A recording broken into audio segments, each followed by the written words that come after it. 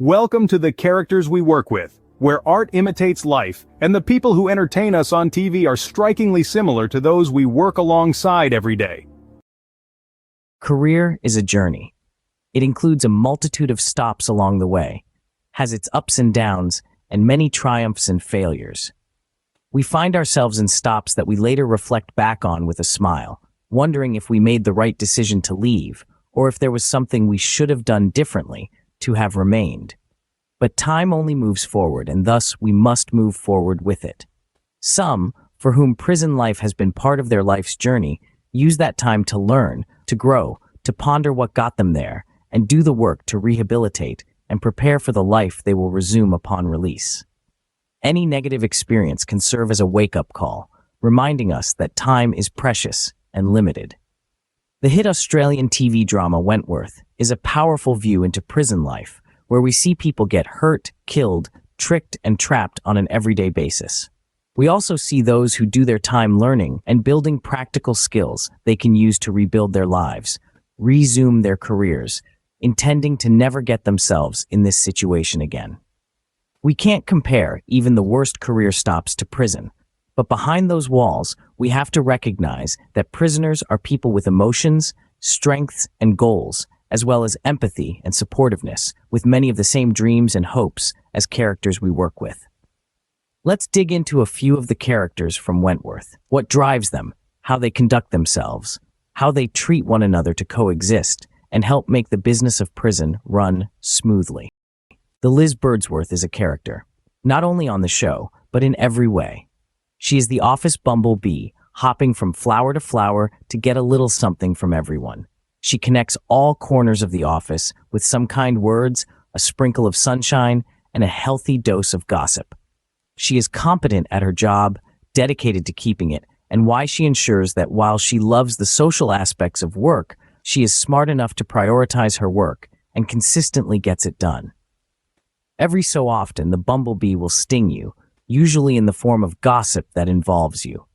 Good luck tracing it back to the Liz, who will deny it till the cows come home, and she is not above a white lie here or there if it will keep her in everyone's good graces without destroying her credibility. She knows that the gossiper needs to give good intel or risk being labeled as a troublemaker, and she has caused more than a few dust-ups within the team. You wish that the Liz would focus more on the work than her social agenda, but she is quite comfortable with who she is. People find her fun and friendly and value her covert ops to get the skinny on everyone and everything, and she fills that role to a T. For the longest time, our supervisor, the Vera Bennett, was a one-trick pony. You did not think much of her personally or professionally. She had always been viewed as somewhat of a lackey for the bosses, never veering from the path they set for her, nor would she ever disobey their orders. That offers a modicum of consistency that is appreciated by most, but you and most others would love to see some independent thought and decision-making from someone who is in the role of a superior. Until recently, that just was not Vera's specialty. Thankfully, after a series of changes in the hierarchy, Vera found herself in an elevated leadership role, suddenly forced to make decisions on her own and stand by them even when unpopular.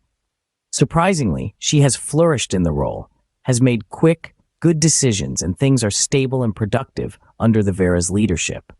She is proving that given the opportunity, people that you may not expect to do so can rise to the challenge. The Will Jackson has all the tools to be a great leader.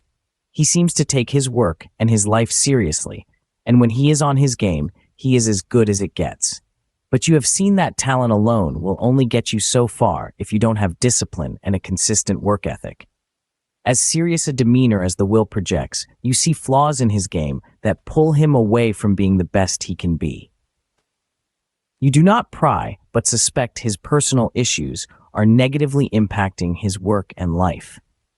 You even see that he has been demoted to lesser roles at times, having to dig himself out to get back on track after a considerable period of good work. It is clear that people have faith in the Will and want to give him opportunity. But he may be his own worst enemy, and while you like him and see how talented he is, you wonder if he'll ever be able to put it all together, sustain it, and achieve his full potential. When we talk toxic culture, you no doubt have had a Joan Ferguson at the helm during that period. She is driven only by power and will ensure anything or anyone standing in the way of her agenda will be dealt with quickly and harshly. You have seen her notice during meetings or presentations, someone scoffing at an idea, or who are bold enough to suggest an idea of their own that runs counter to what the Joan has suggested. While nothing happens publicly, you soon hear whispers about that person, as quietly and passively they find themselves outside the inner circle. Soon, rumors abound how that person is not performing to standard and has been labeled a troublemaker, a problem. While it's hard to stop the moving rumor train, you believe in all your heart that it is the Joan driving this train.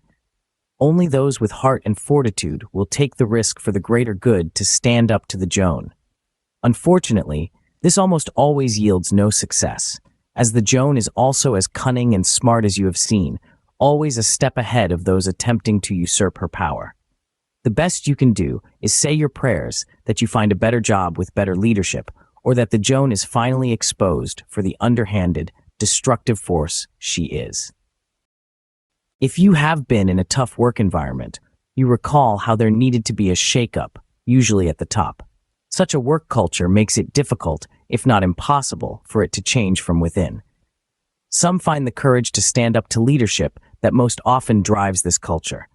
That person we call the B Smith. The B is highly intelligent, has strong work ethic, and is regarded as both a great worker and a leader amongst her peers. After standing up to authority and being summarily dismissed and ignored, the B persevered, continued to challenge, citing facts and issues, and eventually helped to create change in the workplace culture. She is smart enough to challenge the status quo through diplomacy, tact, and respect, knowing any other manner will make her a rabble-rouser and a complainer, and not a leader of change. Over time, the B has helped reshape the environment, and you watch the awful leaders depart one by one. In the end, it is the B who takes the helm and begins a new era in your workplace. Under her leadership, the B has transformed what was an erratic, anxiety-filled workplace with high employee turnover into a positive, professional, and comfortable environment from which employees no longer dream of escaping. Prison is not a place people choose to be. In fact, there are some who are there, having been wrongly accused, while most made decisions they regret and have earned their sentences. Those who take the time to reflect and understand why, who do their time, and never repeat the same mistakes in the future, write a different ending to their life story. We can't compare even the worst jobs to prison, but some workplaces we have spent time in include the oppressive, power-hungry boss, the deceptive coworker, and the backhanded dealings that make for that standout, regrettable career choice. But such stops are the exception, not the rule, thankfully, as the vast majority of the places we've hung our career hats in include more of the B Smiths and the Vera Bennetts who exude strength and positivity, with a sprinkling of flawed but well-intended characters like the Will Jacksons and the Liz Birdsworths. Collectively, such places are pretty typical of many of the jobs we've had and represent the more positive, healthy, and happy learning experiences we hope for throughout our career.